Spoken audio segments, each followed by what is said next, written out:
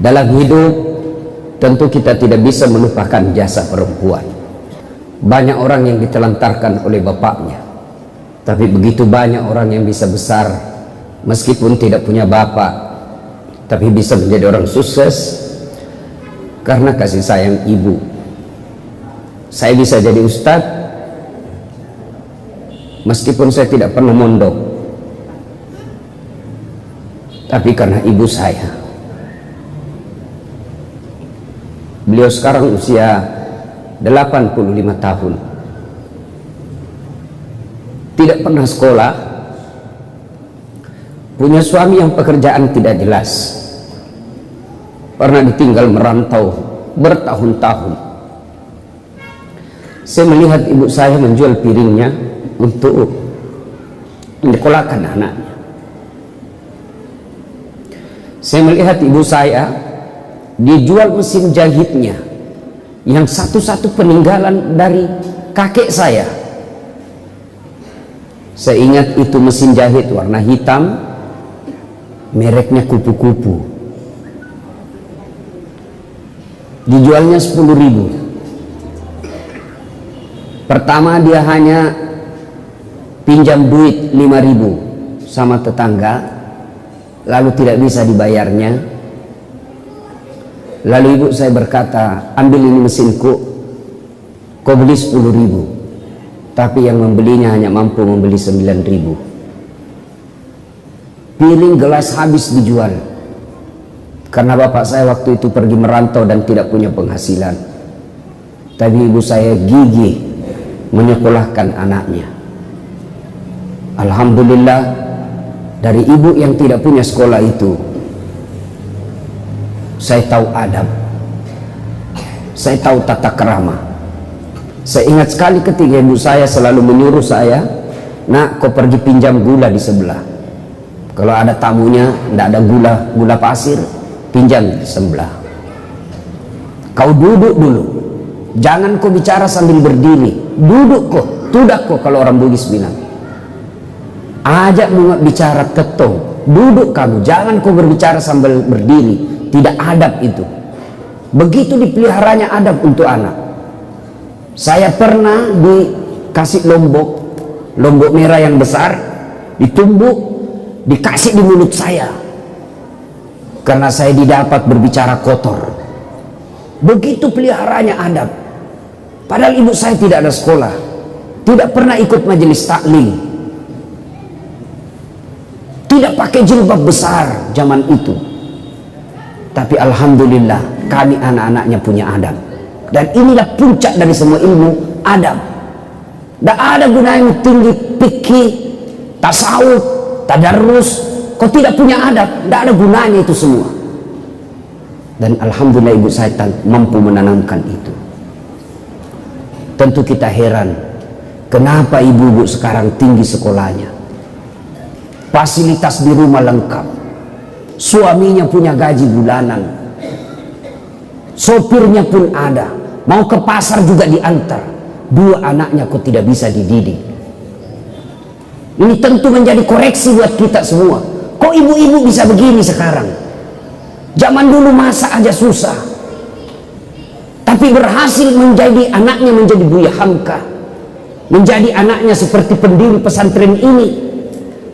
Lalu kenapa kita sekarang yang mapan, ekonomi bagus, rumah baik, ber-AC, kendaraan baik, pekerjaan tiap bulan dapat gaji, anak kita cuma 2 kok berantakan? Ini tentu koreksi buat kita semua. Ibu-ibu yang saya muliakan, dalam Islam perempuan tidak bisa dinafikan perjuangannya. Dalam Islam perempuan tidak bisa dilupakan jasa-jasa besarnya. Ibu-ibu, usia berapa Rasulullah diangkat menjadi Rasul? Berapa? 40. Berarti Siti Khadijah umurnya waktu itu berapa? Berapa? 65 tahun. Saat itu Rasulullah pulang dari Gua Hira. Lalu Rasulullah berkata, "Wahai istriku, selimuti saya, saya kedinginan. Ibu-ibu, kira-kira kalau suaminya menghilang 3 hari tidak ada kabar, lalu pulang kedinginan, Bu, selimuti saya. Kira-kira apa jawaban ibu? Hah? Apa jawaban ibu? Selimuti saya. Apa kira-kira ibu langsung ambil selimut? Tidak diinterogasinya suaminya. Dari mana kau? Dari mana kau? Tiba-tiba kedinginan. Mana handphonemu? Maka semestinya istri yang baik tidak banyak bertanya ketika datang suaminya, dari mana kamu? Tapi dia akan berkata, sami'na wa ata'na, saya dengar dan saya taati. Istri yang baik, pulang suaminya mau cari nafkah atau dapat nafkah, maka dia akan bertanya, bang, apa yang kau butuhkan sebelum kau tidur? Itu dong. Cuma ini sekarang perempuan kan banyak dirusak otaknya dengan emansipasi. Akhirnya tinggi sekolahnya, tidak bahagia dalam rumah tangga. Maka istri yang baik seperti Khadijah, tidak banyak tanya ketika perintah suami. Maka jangan heran perempuan dulu setelah menikah tidak banyak pertanyaannya, betul-betul dia nafkahkan hidupnya untuk anak dan suaminya, sehingga perempuan dulu insya Allah gampang masuk surga. Kenapa dia gampang masuk surga? Betul-betul diabdikan untuk rumah tangga. Coba lihat perempuan sekarang, gelar bertumpuk, pekerjaan banyak, tapi anaknya tidak bisa dididik. Lihat toh, masih usia 3 tahun, kasih apa? Guru. Dia kasih gurunya apa sih sekolah itu yang kecil-kecil? PAUD. Saya punya anak, saya tidak ke sekolah, tidak usah PAUD. Kau yang kau, itu tugasmu sebagai istri. Masa kau kasih orang lain untuk didik anakmu? Tidak usah PAUD. Nanti 7 tahun, kita dulu juga 7 tahun baru sekolah belajar A, B, C, 1 tambah 1, 2. Usia 7 tahun itu. Sekarang anak-anak masih 2 tahun sudah diambil gurunya. Kapan sama ibunya? Maka jangan heran anakmu tinggi sekolah banyak duitnya, tapi tidak punya sopan santun sama orang tuanya. Subhanallah. Ya? Ibu kenal Khadijah? Tahu Khadijah, ibu? Tahu Khadijah? Itu Khadijah, ibu. Ini karena ibu-ibu yang banyak, maka nasihat buat ibu-ibu. Tahu Khadijah? Khadijah, ibu. Itu Khadijah sebelum menikah dengan Rasulullah, dia adalah orang yang paling kaya di Mekah. Paling kaya di Mekah waktu itu. Kekayaannya 2/3 barang-barang mewah di Mekah miliknya Khadijah. 2/3 barang mewah di Mekah miliknya Khadijah. Subhanallah. Tapi ketika setelah menikah dengan Rasulullah, beliau miskin. Dan ingat, ketika Rasulullah Khadijah sakaratil maut, itu baju yang dipakai, bu, baju yang dipakai Khadijah 8 kali tambal. Tahu tambal, ibu? Hah? Koyak, robek, dikasih kain. Iya toh. Tapi hebatnya di bajunya Khadijah, tambalan ke-8-nya tidak lagi pakai kain. Pakai apa? Pelepah daun kurma. Kenapa? Sudah habis kainnya Nabi. Terbayangkan miskinnya. Ada di sini ibu-ibu 8 kali tambal bajunya. Bukan, yang ada 8 kali beli baju 1 bulan. Ya, ya. Khadijah ketika sakaratul maut, dia panggil anaknya Fatimah. Fatimah, ta'al, anakku sini dulu. Kenapa, bunda? Ini sebentar lagi saya akan menghadap kepada Allah. Tolong mintakan serbannya bapakmu. Serban, tahu serban, ibu? Mintakan serbannya bapakmu yang selalu dia pakai menerima wahyu. Minta, saya mau pakai untuk kain kafan. Mudah-mudahan serbannya bapakmu itu, yang tak lain serbannya Rasulullah, saya jadikan kafan sehingga saya terhindar dari azab kubur. Lalu anaknya berkata, bunda, bunda aja yang minta. sama bapakku. Apa kata Khadijah? Oi bu, dengar ini bu. Apa kata Khadijah? Saya malu minta sama bapakmu. Masya Allah. Habis hartanya untuk bantu dakwanya Nabi, minta serban malu sama suaminya. Masih adakah istri sekarang yang malu minta sama suaminya? Nah ibu malu minta sama suami. Jangankan minta, dicuri. Sudah disembunyi, tidak dikasih, masih dicari. Sampai-sampai ada bapak-bapak yang pelit betul. Ini bapak yang tidak beres juga. Pelit. Dia dapat honor, dia ikat lah itu honor duitnya. Ya, ini bukan hak istri saya, bukan gaji bulanan, ini honor tambahan. Dia ambil itu duitnya, dibungkus kantong plastik kresek, lalu diikat karet. Dia mau sembunyi di bantal. Dia dapat istriku. Dia mau sembunyi di bawah kasur, masih didapat. Terpaksa dibawa karpet. Begitu istrinya bersihkan kamar, didapat itu bungkusan. Ini kan ibu-ibu sekarang pandai cari duit. Dia teriaklah, Pak, duit apa ini? Yang mana? Yang dibungkus plastik warna hitam. Duit apa? Duit sial. Maksudnya apa? Setengah mati kau sembunyi, kau dapat pula. Lalu Khadijah berkata, saya malu minta sama bapaknya. Didengar oleh Rasulullah. Datang Rasulullah kepada Nabi, kepada istrinya. Wahai Ummul Mukminin, karena Rasulullah itu tidak pernah memanggil nama istrinya. Ini pelajaran buat bapak-bapak nih. Jangan pernah manggil nama istri. Khadijah itu dipanggil oleh Nabi, ya Ummul Mukminin, ibunya orang Islam.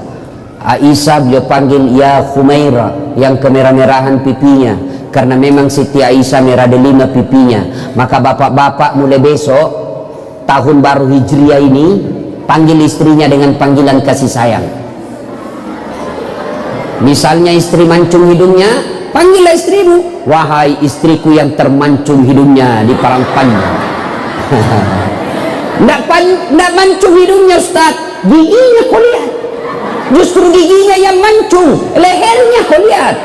Lehernya pun jelek, alisnya kau lihat. Mana yang bagus? Jangan terlalu jujur. Mentang-mentang istrinya gendut, dut.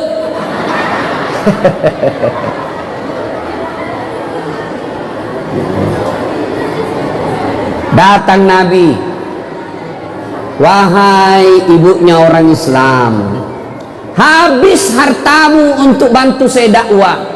Ketika Nabi diboikot 3 tahun, diboikot saat awal-awal Islam dakwah, itu kan diboikot itu Bani Hashim. Tidak boleh bertransaksi dengan Bani Hashim, tidak boleh bekerja sama dengan Bani Hashim. Puluhan orang Islam yang wafat waktu itu. Habis hartanya untuk Khadijah untuk bantu umat Islam pada saat itu. Nabi berkata, habis hartamu untuk bantu saya, hanya ini keserban yang kau minta. Ya Rasulullah, sebentar lagi ajal menjemput. Saya minta mudah-mudahan engkau mau memberiku kain serban. Menetes air matanya Nabi terharu. Tiba-tiba muncul Jibril. Lalu Jibril berkata kepada Nabi, karena Jibril tidak bisa bicara kepada Khadijah, Jibril hanya boleh berbicara kepada Nabi dan Rasul.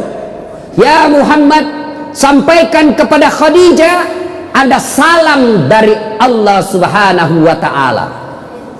Masya Allah, Khadijah Allah titip salam kepadanya. Apa enggak bangga ibu? Saya saja pernah dapat ucapan selamat hari raya dari Pak JK Yusuf Kalla. Bu, bangga saya bu.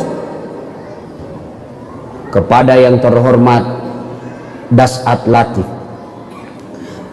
Wakil Presiden Republik Indonesia, dengan ini mengucapkan selamat hari raya Idul Fitri. Mohon maaf lahir dan batin. Taqabbalallahu minna wa minkum, taqabbal ya karim. Salam hormat Muhammad Yusuf Kalla, Wakil Presiden Republik Indonesia.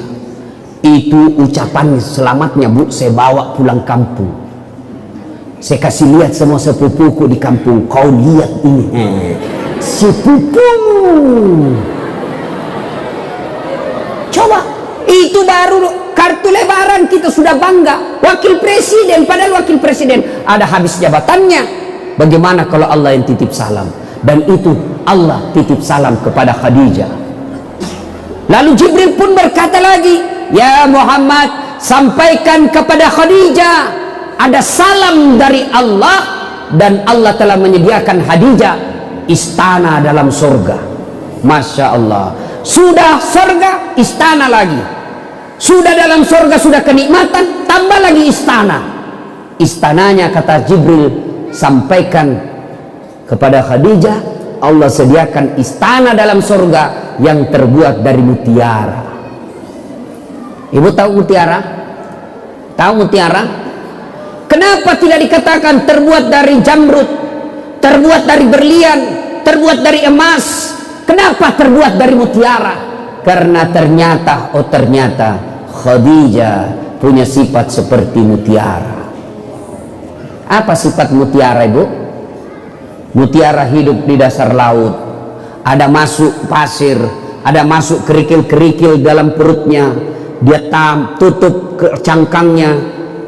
Bayangkan, perut mutiara itu kan daging yang lembut. Tutup cangkangnya, masuk pasir, masuk kerikil, pam, pasti sakit kan? Tapi ditutup cangkangnya, mutiara tidak pernah berteriak. Yang pasir kerikil dia oles sendiri, dia hadapi sendiri dalam cangkangnya. Setelah beberapa saat kemudian dibuka cangkangnya, apa yang keluar? Mutiara. Apa sifat Khadijah?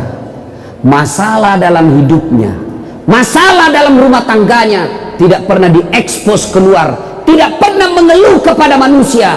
Khadijah hanya mengeluh kepada Allah. Ibu-ibu zaman sekarang ngeluhnya bukan di sajadah, ngeluhnya bukan doa, ngeluhnya di mana? Di Facebook. Ngeluhnya di mana? Di WhatsApp. Ngeluhnya di mana? Medsos. Bertengkar suaminya update status, tidak kusangka kau begitu. Pergi suaminya 3 hari tidak ada kabar, update status lagi. Di mana di kau? Update status lagi, kesepian banget.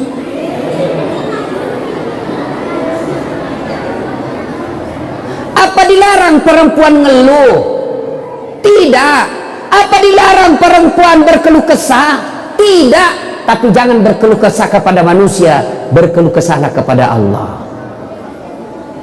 Bu, suami pergi cari nafkah, hasil tidak sesuai keinginan. Anak mau sekolah, ibu tidak usah ngeduh di Facebook. Andai ku tahu penghasilanmu seperti ini, tidaklah aku menerima lamaranmu. Apalagi tidak menerima, kau sudah punya anak 2. Tapi dia mengeluh kepada Allah, ya Allah, Engkau yang mengatur rezeki suamiku. Kami membutuhkan tambahan penghasilan. Engkau yang maha kaya. Jika rezeki suamiku masih di atas langit, turunkan.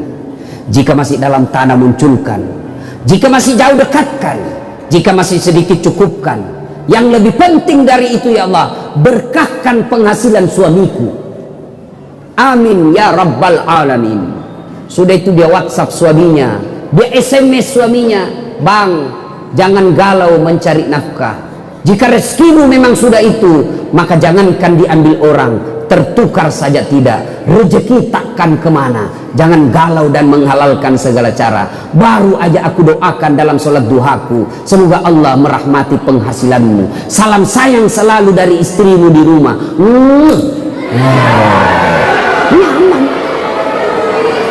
Nyaman. Ini anak-anak nih lagi jatuh cinta ya. Ada nama Hayati di sini? Ada? Ibu-ibu, kalau saya cerita kalau orang Padang, saya selalu ingat itu film karya Buya Hamka, tenggelamnya kapal. Siapa nama laki-lakinya? Siapa nama ceweknya? Hayati. Aku akan bawa cintaku sampai mati. Inilah laki-laki kalau lagi jatuh cinta. Aku akan mengikutimu. Kemana kau pergi aku ikut. Kau ke gunung aku akan mengikutimu. Kuda gunung kan kudaki, lautan ku seberangi, masjid kau lewati. Dek, cewek. Halo Ahwat. Jangan kau percaya kalau cowok lagi jatuh cinta, jangan. Bohong itu. Satu-satunya makhluk yang tidak boleh kau percaya laki-laki ketika dia jatuh cinta. Bohong itu. Semua enak-enak dia bilang. Dia bawakanlah kau coklat, dia bawakanlah kau bunga. Malam sebelum tidur, adindaku sayang, gimana kabarmu di sana? Aku menunggumu di sini kesepian. Pret.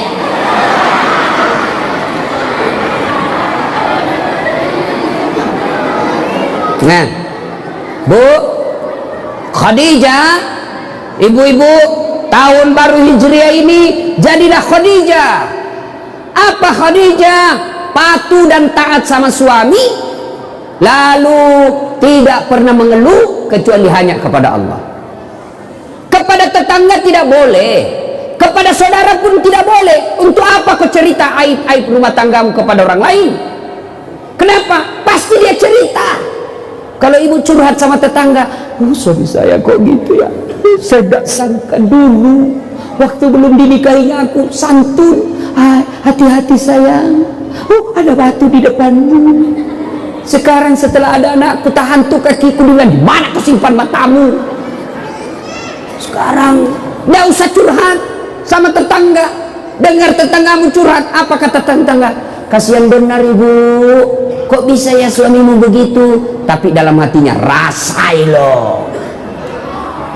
Nggak usah. Ibu cerita ke orang lain, pasti dia cerita juga. Masa dia cerita saya Ustaz?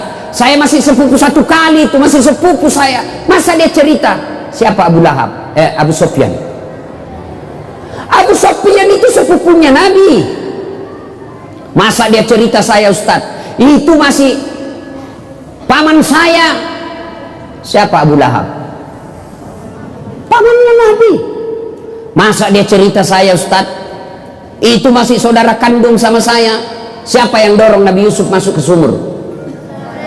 Saudaranya. Jadi tidak usah kau cerita aibmu, tidak usah kau cerita penderitaan rumah tanggamu. Kan ini orang bule selalu bilang, berceritalah, berkisahlah, karena ketika kau bercerita bebanmu akan berkurang. Siapa bilang? Lebih baik cerita kepada Allah. Ngadu ibu, sholat tahajud, sholat duha, sholat hajat. Kalau Allah yang kabulkan doa ibu, kecil memperbaiki rumah tangga. Nih perempuan pertama, Khadijah. Ada lagi perempuan, Nabi dakwah, la ilaha illallah, tidak Tuhan selain Allah, jangan sembah kecuali Allah. Ribut Madinah, Mekah, marah kafir Quraisy, marah Abu Jahal, tersinggung Abu Lahab, jengkel Abu Sofyan, marah pembesar-pembesarnya. Akhirnya apa? Muhammad dimusuhi, ditangkapi orang yang masuk Islam, disiksa budak-budak yang masuk Islam. Salah satu budak yang disiksa hidup-hidup namanya Sumayyah. Ada yang tahu siapa Sumayyah? Ini ibu-ibu bapak guru, perkenalkan ini tokoh Sumayyah kepada adik-adik santri kita, santriwati, supaya dia punya sifat seperti Sumayyah. Sumayyah kan budak, hamba sahaya. Beda pembantu dengan hamba sahaya ibu. Kalau pembantu itu punya hak, digaji tiap bulan, dia dilindungi, itu pembantu. Kalau hamba sahaya itu hak milik, sama handphone kita punya, mau ditendang, mau dijual, mau dibakar, mana hamba sahaya. Ini Sumayyah hamba sahaya, ditangkap satu keluarga, dicebur dalam tanah, dikubur dalam tanah sampai di leher, suaminya, anaknya, dijemur berhari-hari. Apa?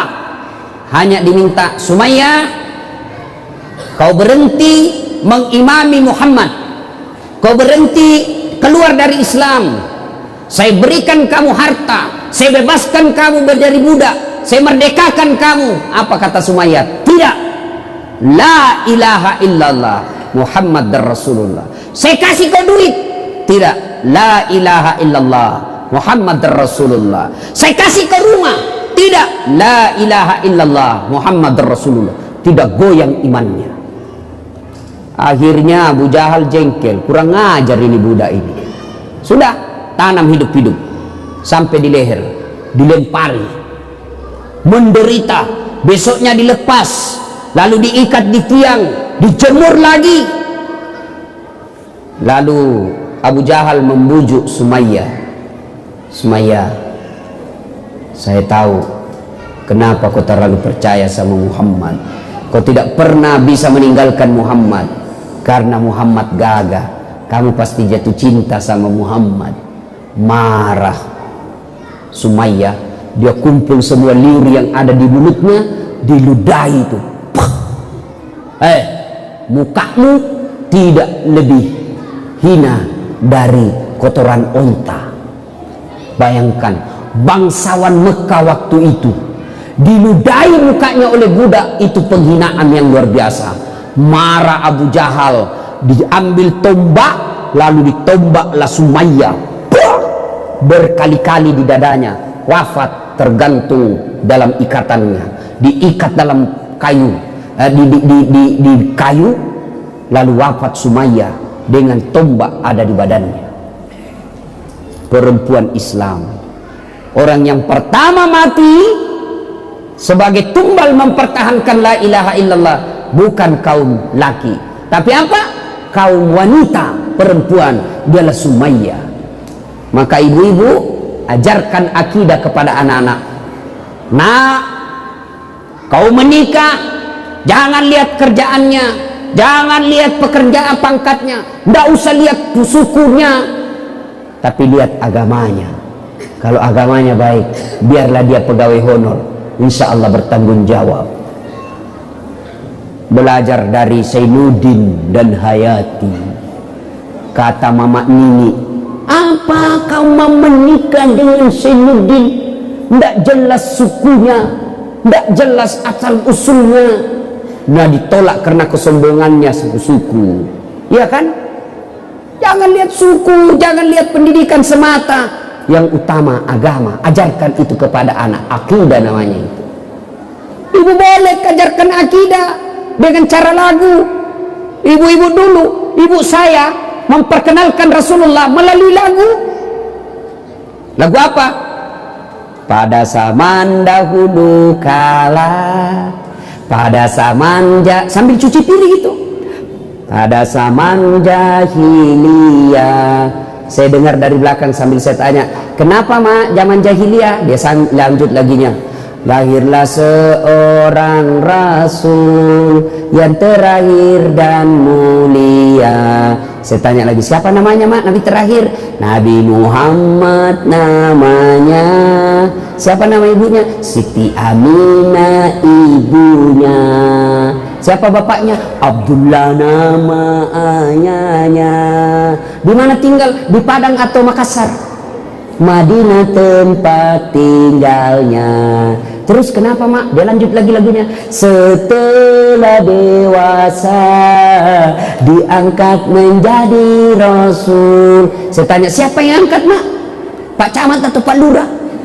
Oleh Allah yang kuasa. Allah itu siapa mak? Pencipta alam semesta. Itu ibu-ibu dulu lagunya kalau maulid itu yang begitu. Bulan Isra Mi'raj lagi, nyanyi lagi. 27 Rajab Nabi Muhammad diisrakan dari Masjidil Haram ke Masjidil Aqsa. Itu lagu-lagu dulu ibu-ibu kan begitu. Marah-marah suaminya menyanyi. insaflah wahai manusia.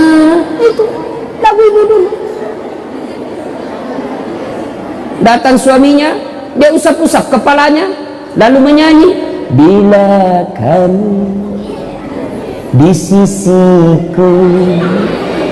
Ibu-ibu pasti hafal ini kan. Itu ibu-ibu dulu lagunya. Sekarang lagunya ibu-ibu modern apa? Pulang apa dulu? Begini dulu, datang suaminya nyanyi dia. Apa lagunya? La la la la la la, panggil aku si Jamlai, abang jarang pulang, aku jarang dibelai. Ya, Bu, ajarkan akidah. Anak-anak kan sekarang senang lagu, iya toh? Senang lagu itu anak-anak. Ajarkan lagu, tapi lagu-lagu yang ada akidah.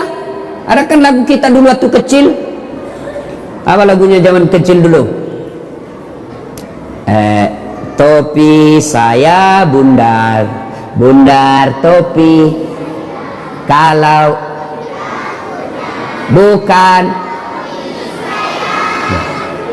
hasil guru TK. Nah, kalau guru akidah dia ganti itu lagu. Tuhan saya Allah, Allah. Kalau bukan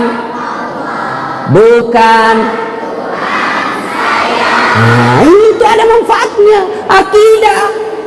Topi saya bundar, ya namanya topi, ya pasti bundar karena kepalamu bundar, kecuali segi 4 kepalamu.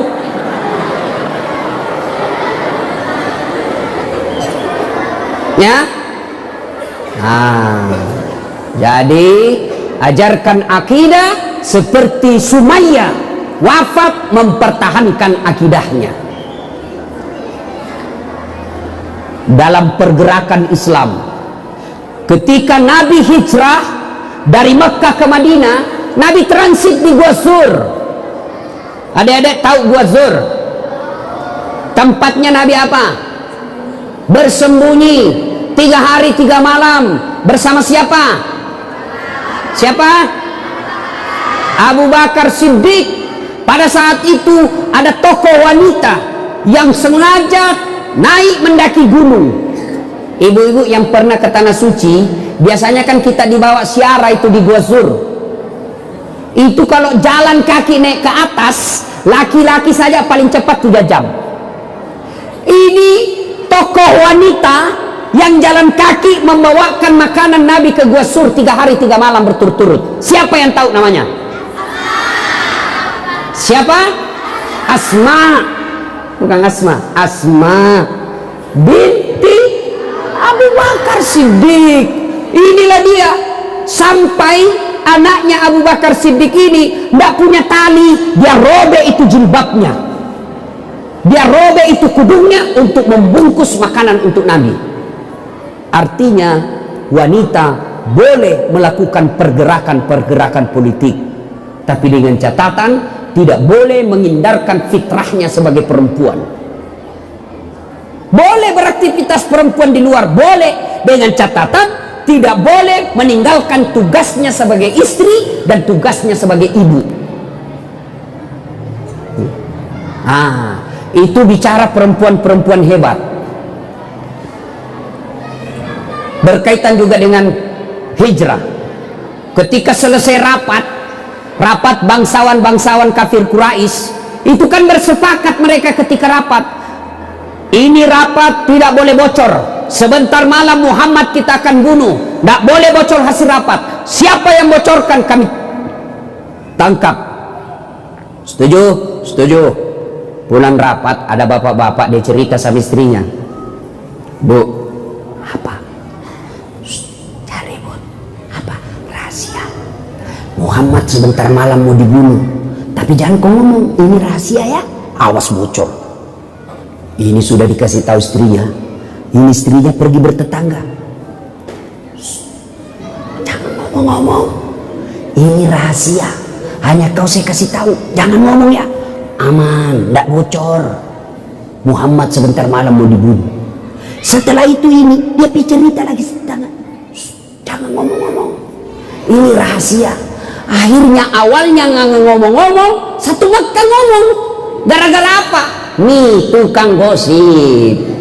Ternyata dari dulu perempuan tidak boleh diberitahu rahasia, pasti bocor. Itu penyakitnya perempuan. Kan itu kita baca kisah dalam kitab Kisah Isra Mi'raj. Ketika Nabi pergi perlihatkan isi surga, alhamdulillah banyak perempuan dalam surga.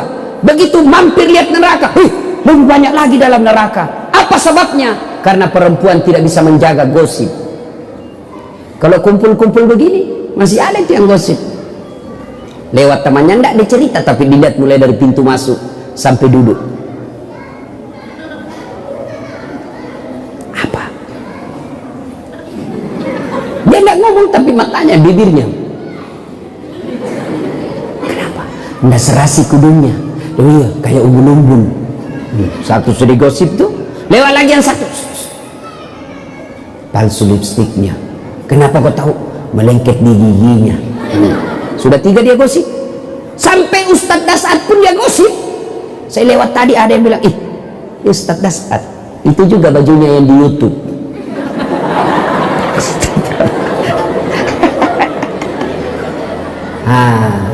Bu, kata Nabi, ada 6 sifat yang menghancurkan amalmu. Dia hancurkan tadarusmu, dia hancurkan tahajudmu, dia hancurkan Senin Kamismu, dia hancurkan semua amal-amal kebaikanmu. Ada 6 kata Nabi. Satu di antara 6 penghancur amal itu kata Nabi, qillatul haya, kurang rasa malu. Berikutnya, Nabi pernah jalan ke suatu tempat. Dalam perjalanan menuju tempat tersebut, Nabi melewati pemakaman. Tahu pemakaman, Ibu? Tahu?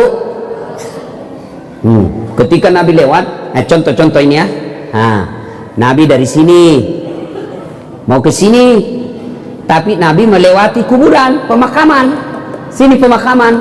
Begitu Nabi lewat sini, Nabi bersabda, langkahkan kakimu dengan cepat. Sahabat langkahkan kaki, cepat-cepat sampai Nabi di tujuan sini. Setelah selesai urusan Nabi balik lagi, rute yang sama. Setelah tiba di sini, sahabat langsung langkahkan kaki dengan cepat lagi, tanpa diperintah Nabi. Mereka langkahkan kaki cepat. Nabi bilang, tidak usah buru-buru, santai saja, biasa saja. Sampai di sini, sahabat bertanya, ya Rasulullah, waktu pergi di sini kami disuruh buru-buru, pulang kok tidak lagi, ada apa? Nabi menjelaskan, andai saja kau diberi telinga seperti pendengaranku, maka kau akan tahu betapa disiksanya ini orang di kubur. Saya tidak tahan mendengar, maka saya langkahkan kakiku cepat-cepat supaya saya tidak dengar dia disiksa di kuburnya. Waktu pulang tidak lagi disiksa. Kenapa? Saya dapat berita dari Jibril. Allah perintahkan Jibril, perintahkan malaikat yang menyiksa di kubur, hentikan siksaanmu. Tidak mungkin ini anak orang tuanya kusiksa di kubur, sementara anaknya lagi belajar mengaji membaca basmalah, bismillahirrahmanirrahim. Baru anaknya baca basmalah, orang tuanya sudah dilepaskan dari siksa kubur. Nah, ini yang banyak sekarang. Anak-anak kita berantakan, sopan sama cowoknya, kurang ngajar sama mamanya. Ibu-ibu, bu, Pak, kalau anak kita jabat tangan sama bapak, dia cium enggak tangannya? Cium tangannya bapaknya? Enggak, saya lihat dia cuma sliding, jabat tangan. Cetan anak kita ke jabatan. Itu bukan cium tangan itu. Cium tangan itu begini. Baru itu cium tangan. Anak-anak kita sekarang ini, Mak, saya pergi sekolah ya. Bukan cium tangan itu. Sekalinya cowoknya, iya Mbak. Dongo. Tahu dongo? Beleng-beleng. Tahu beleng-beleng? Dongo. Itu dia. Sama cowoknya sopan, sama bapaknya kurang ajar. Kenapa anak-anak kita sekarang begini, Bu? Kenapa? Salah satu sebabnya orang tua gagal mendidik anak. Prestasi ibu bukan jadi anggota DPR. Prestasi ibu bukan jadi insinyur, ketua partai, ketua ini, bukan. Prestasi ibu yang dinilai di akhirat kelak, anak yang soleh dan soleha. Saya sibuk Ustadz, suamiku juga sibuk Ustadz, tuntutan pekerjaan sosial Ustadz. Oke, kalau sibuk bawa anak di pesantren. Nah ini fungsinya pesantren. Ibu kalau anak di pesantren, insya Allah makannya halal. Anak di pesantren, insya Allah temannya baik. Anak di pesantren, insya Allah salatnya berjamaah di masjid dan tepat waktu. Ya, kadangkala anak dimasukkan pesantren, ibunya tidak tega. Tidak tega saya lihat anak saya, kasihan. Satu kamar 8 di dalam, tidak pakai kasur, makannya cuma tempe. Ada kakak saya dulu dikasih masuk pesantren anaknya, tidak tega saya lihat anak saya. Kenapa? Makan tempe di dalam, kasihan dia. Saya bilang bawa keluar anakmu, dia makan narkoba. Ya, nah ibu bapak saudara-saudara sekalian, inilah fungsinya pesantren. Bawa anak-anak kita, serahkan ke guru. Kalau ibu tidak mampu mendidik anak, mau ngajar ngaji anak, ibu juga tidak tahu ngaji. Mau ngajar fikih anak, ibu juga tidak tahu fikih. Ya sudah, dorong ke pesantren. Mudah-mudahan di pesantren insya Allah anak kita dapat hidayah dan keluar menjadi wanita muslimah yang akan menolong ibunya di akhirat kelak. Inilah tausiah kita, mudah-mudahan ada manfaat. Insya Allah lain waktu dan kesempatan kita akan lanjutkan. Terima kasih, mudah-mudahan ada manfaat. Sebelum kita akhiri, mari kita bersalawat kepada Rasulullah Muhammad SAW. Bisa Bu? Salatullah salamullah ala toha, salatullah salamullah ala yasin habibillah, tawassalna bismillah wabil hadi rasulillah wa kulli mujahidilillah bi ahlil badri ya Allah. Alhamdulillahirabbil alamin. Terima kasih, lebih dan kurangnya mohon dimaafkan. Kalau ibu-ibu masih mau dengar ceramah saya, gampang. Ambil HP, buka YouTube, tulis nama saya Das'at Latif, keluar ceramah saya yang ratusan itu. Ada di situ judulnya metode mendidik anak, kewajiban orang tua kepada anak, kewajiban anak kepada orang tua, ciri-ciri istri yang soleha. Itu banyak di situ. Silakan nonton. Sudah nonton, jangan lupa kasih tanda begini, like. Jangan kasih gini ya. Kalau dikasih gini, ibu dicari malaikat pencabut nyawa. Masa ceramah dikasih gini? Nggak enaknya, ya. Nah, cuma cepat habis kuotanya ibu, karena 1 jam menguras kuota. Maka saya sediakan yang tidak menguras kuota, namanya cersi, ceramah singkat 1 menit saja. Gimana caranya Ustaz? Follow saya di Instagram. Adik-adik akhwat, follow Ustaz Das'at di Instagram, Das'at Latif 1212. Sudah itu DM, terima kasih ilmunya Ustaz. Mudah-mudahan ada manfaat, lebih dan kurangnya mohon dimaafkan.